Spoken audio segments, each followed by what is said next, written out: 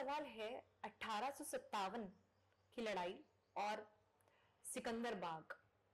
जब भी हम बात करते हैं तो बहुत सारी चीजें दिमाग में चलने लगती हैं और सिकंदर बाग बहुत बड़ा, अगर हम बोलेंगे कि एक जरिया है, या हम बोल दें कि जब भी 1857 की बात होती है तो सिकंदर बाग को हम याद करते ही करते हैं। सिकंदर बाग हजरत महल ने असल में हजरत महल का असली नाम जो था मोहम्मदी खानम था। वो फैजाबाद में पैदा हुई थी, फैजाबाद में रहती थी। उनका नाम मोहम्मदी खानम था।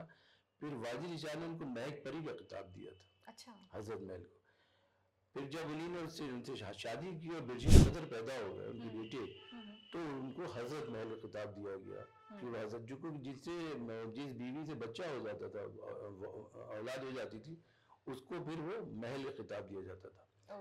तो हजरत महल भी उनका खिताब हुआ।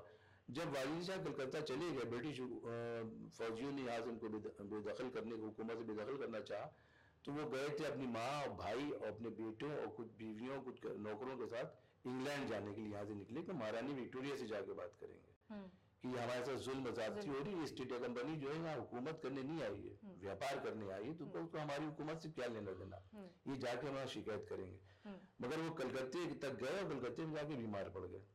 तो उस वक्त हकीमों ने कहा कि आप नहीं जा सकते, इंग्लैंड तक का सफर नहीं कर सकते। तो इंग्लैंड उन्होंने अपनी माँ, अपने भाई, अपने बेटों और कुछ नौकरों को वहां भेज दिया था। मलका किचवत जो उनकी माँ थी, वो तो महारानी विक्टोरिया से मिलने गई। वाजिद शाह कलकत्ते ही में रहे। वापसी में उनकी माँ का इंतकाल पेरिस में हुआ, वो पेरिस में दफन है। उनके भाई का इंतकाल पेरिस में हुआ, वो भी वहीं दफन है। वाजिद शाह फिर लखनऊ आ नहीं पाए, क्योंकि यहाँ हजरत महल जो उनकी बीवी थी, उन्हीं ने अंग्रेजों को घेर के पहले चिनट में उनको, उनकी छावनी थी अंग्रेजों की, वहाँ उनको बहुत बुरी तरह से हमला किया उन्हीं ने और अंग्रेजों को खत्म किया कि इन्होंने हमारे शोहर की हुकूमत यहाँ खत्म कर दी, बादशाह की, और खुद यहाँ हुकूमत की है। चिनट के बाद उन्हीं ने दूसरी मड़गांव में उनके ऊपर हमला किया, जहाँ उनकी फौज थी। मड़गांव में उन्हीं ने बहुत अच्छी तरह से उनको शिकस्त दी और जीत हुई उनकी। फिर हजरत में फिर उनका रेजिडेंसी यहाँ कहलाती है, इसमें रेजिडेंस रहता था। इसको घेर के उन्हीं ने इसके ऊपर हर तरफ से हमले किए और यहाँ बहुत बड़ी जंग हुई। फिर उन्हीं ने जंग सिकंदरबाग में भी की। सिकंदर में भी तो अंग्रेजी फौज जो थी वो शहर के अंदर दाखिल हो चुकी थी, दाखिल थी, रही थी। रेजिडेंसी के बाद सिकंदरबाग में हुई, फिर मूसाबाग की कोठी में हुई, बिबियापुर की कोठी में हुई, कोठी दिलकुशा में हुई। ये कोठियाँ कुछ कैसरबाग में भी थी। कैसरबाग को तो बहुत बुरी तरह से लूटा, क्योंकि छत्र मंजिल वगैरह वहीं थी ब्रिटिश फौजों ने, और वाजिद शाह उसी में रहते थे, छत्र मंजिल में। उसको लूटा बुरी तरीके से और बहुत ही ज़्यादा नुकसान जो हो सकता था वो हुआ। फिर बादशाह यहाँ कभी आए ही नहीं। और हजरत महल यहाँ से लड़ते हुए आखिरी जंग उनकी थी, वो हुई थी सिकंदर, वो मूसा बाग की कोठी में।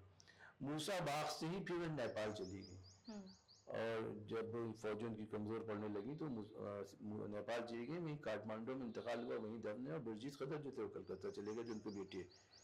अंग्रेजों ने कई बार कहा था कि आप यहाँ आ जाइए और हम आपकी बेटी के ऊपर से सारे बिरजीत कदर, जिनको बादशाह बनाया था, हम सारे मुकदमे आपसे उनसे वापस ले लेते हैं और आपको छूट दे रहे हैं, आप लखनऊ वापस आ जाइए। अच्छा।